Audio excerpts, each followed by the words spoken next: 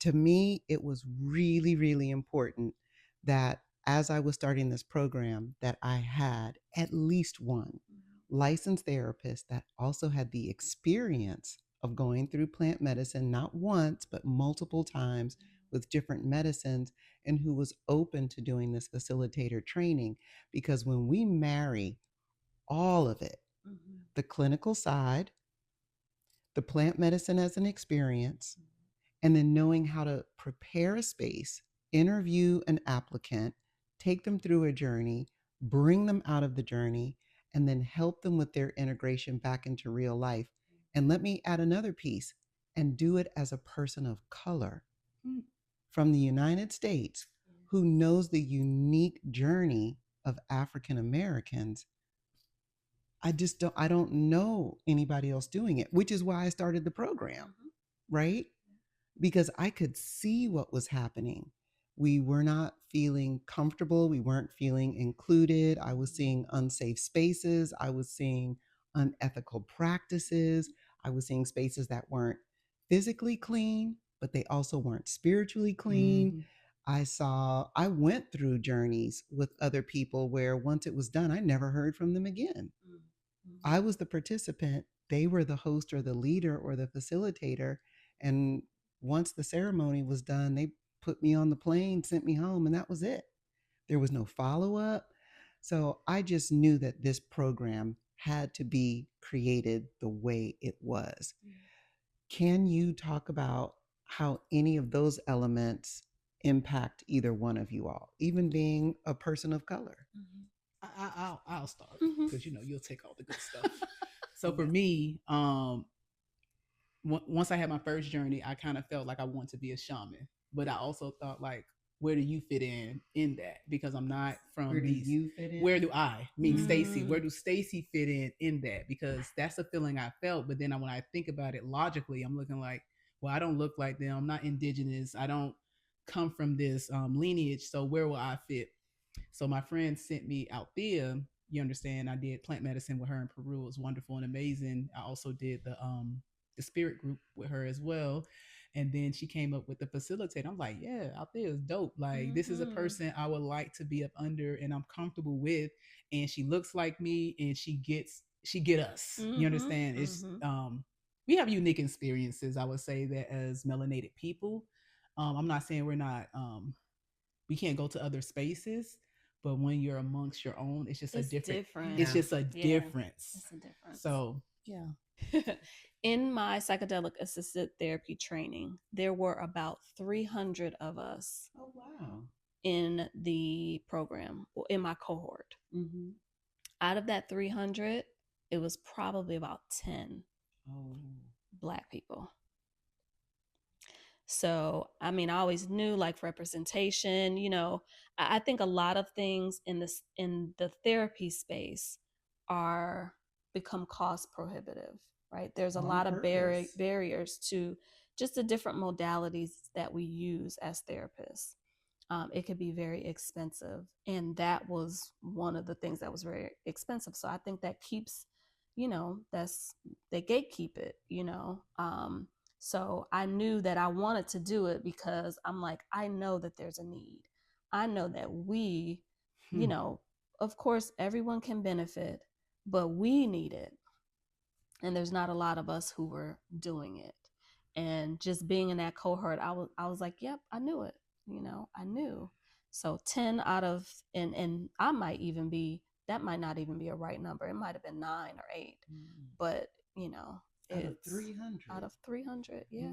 Yeah, I remember one day I was counting as we were on the Zoom, and I think I got up to about 10, and then I didn't see any more. So, yeah, it's so my suspicions were confirmed.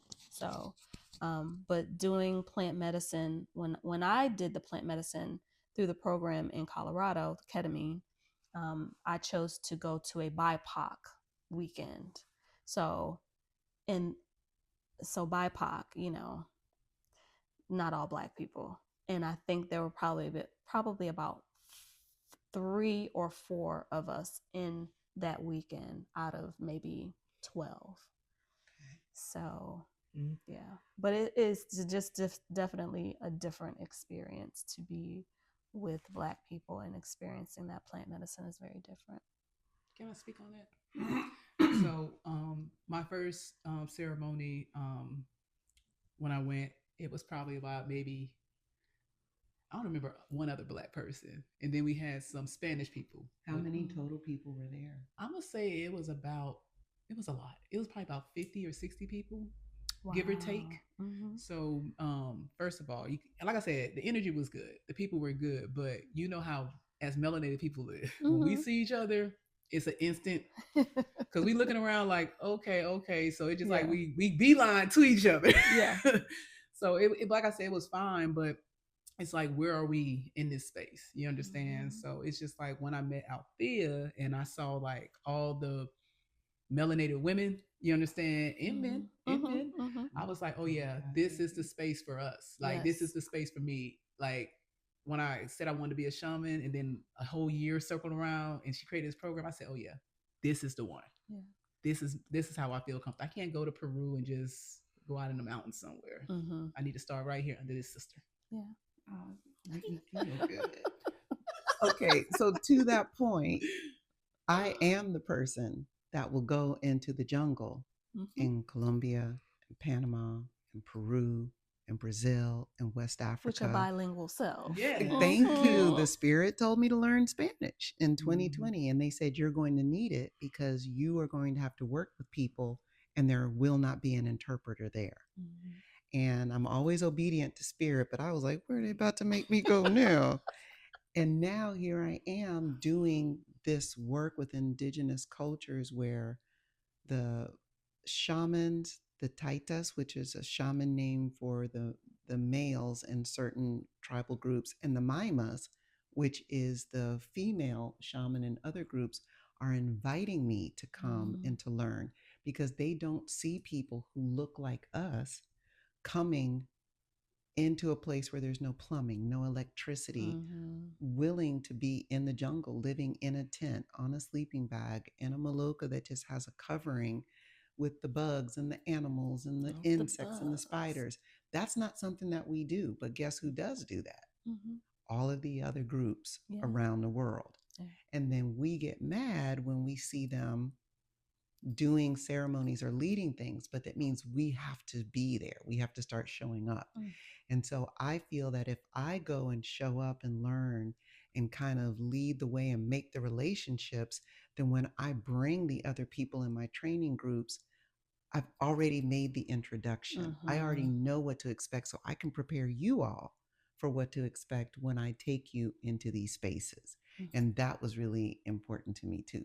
So now, Stacey, you can go on the side of a mountain in Peru and do whatever. You can be with Marco or Lilia in the Shipipo community in Peru if you wanted to, because you've met them, you've sat with them, you spent time with them, and now they know you, they remember you, and you could do that for 2 weeks without me. Will you do it for 2 weeks without me? I need to learn some more Spanish. Oh, that's right, because I forgot I was interpreting some of it. Yeah.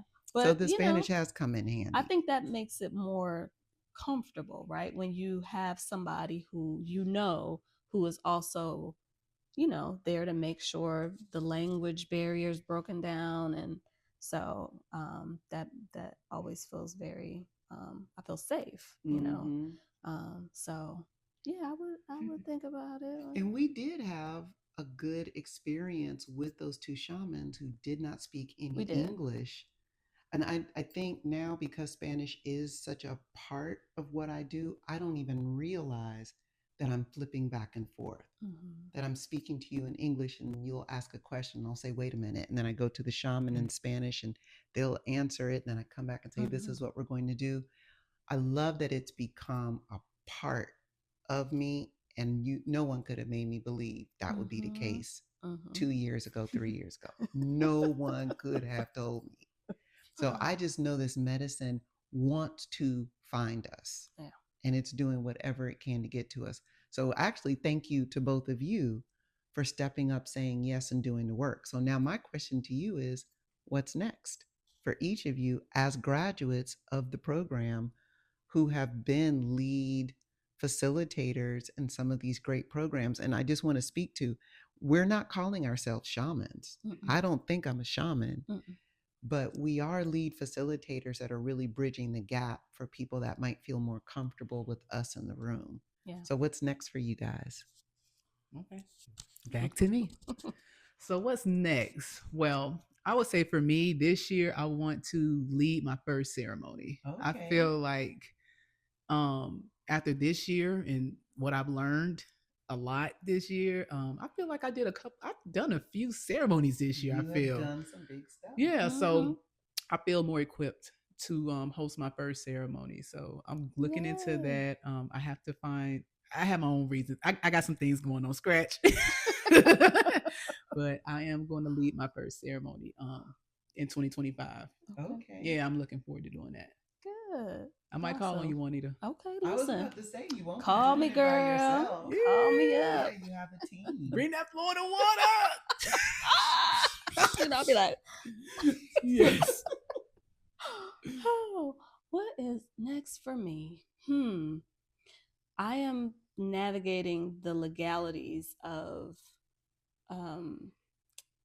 doing ketamine assisted therapy here in Georgia. So that is what I'm doing, the paperwork and the insurance and, trying to integrate it into my practice, my therapy practice. So that's what I'm working on. I'm not rushing it.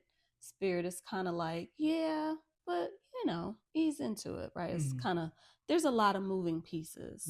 So just navigating that is what I'll be doing in 2025, as well as just being more creative, just on a personal note, learning how to crochet and just, easing into it. So that's my plans for this year.